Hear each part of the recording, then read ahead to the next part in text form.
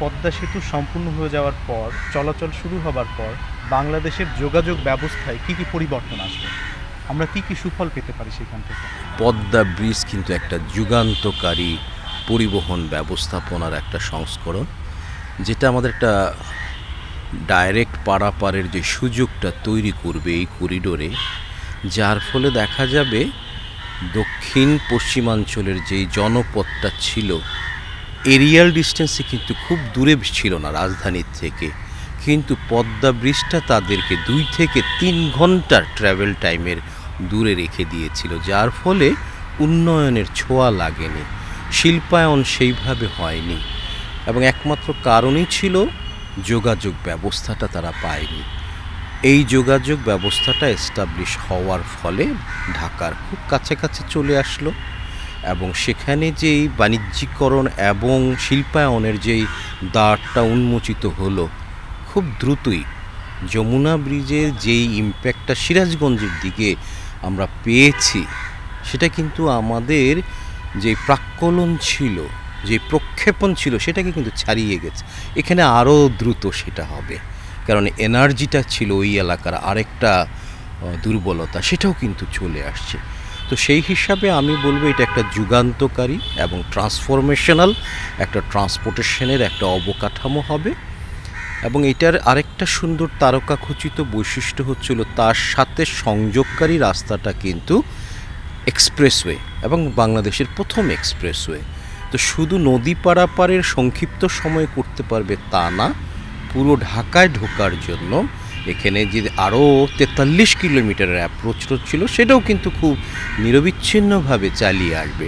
তো সেই ক্ষেত্রে আমি বলবো এইটা অর্থনীতির উন্নয়নের জন্য, জনগণের যোগাযোগের উন্নয়নের জন্য, পিপল টু পিপল কানেক্টিভিটির জন্য এবং রিজিয়নাল কানেক্টিভিটির জন্য, সেখানে আমাদের খুলনায় মংলা যেই পোর্টটা আছে, এটার অ্যাক্সেসটা যদি নেপাল, ভুটান এবং ইন্ডিয়ার কলকাতা যদি নিতে চায়, তাহলে কিন্তু এটা একটা চমৎকার যোগাযোগ ব্যবস্থা তৈরি করলো। সো আমাদের যে ভৌগোলিকগত কারণে যে সুবিধাগুলি পাওয়ার কথা ছিল, বৈদেশিক মুদ্রা অর্জনের যে একটা সুবর্ণ সুযোগ ছিল, সেই জায়গায় কিন্তু এটা একটা বিরাট ভূমিকা রাখবে।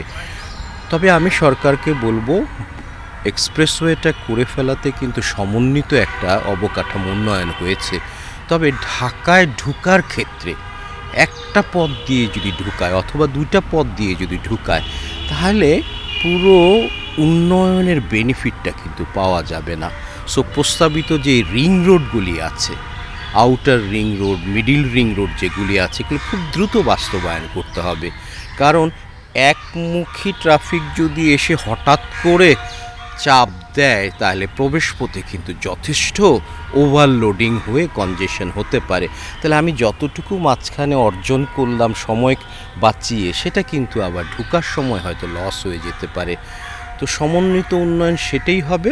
আমি রিং রোডের মধ্যে তাকে যদি লোডটাকে দিয়ে দিতে পারি, তাহলে ট্রাফিক লোড ইভেনলি ডিস্ট্রিবিউট হয়ে ঢাকা শহরের যে দিক দিয়ে পারে ঢুকতে পারবে। সেই কাজটাও করে ফেললে আমার মনে হয় এর অর্জনটা অত্যন্ত উন্নয়নের, দেশের উন্নয়নের জন্য একটা যুগান্তকারী পদক্ষেপ হবে। স্যার, আপনি যেটা বললেন, অর্থাৎ শুধু দেশের মধ্যেই না, যদি আমরা আন্তর্দেশীয় যোগাযোগও করতে চাই, সেই ক্ষেত্রেও পদ্মা সেতু খুব গুরুত্বপূর্ণ ভূমিকা রাখে। রাইট, রিজিয়নাল কানেক্টিভিটিতে এটা কিন্তু বিরাট একটা অবদান রাখতে পারে, কারণ এটা আমাদের এশিয়ান হাইওয়ের যে নেটওয়ার্কটা আছে, আমি শেষ পর্যন্ত ইন্ডিয়া থেকে 7 সিস্টার, মায়ানমার যে যাব, এর মাঝখানে কিন্তু এইটা পড়ে।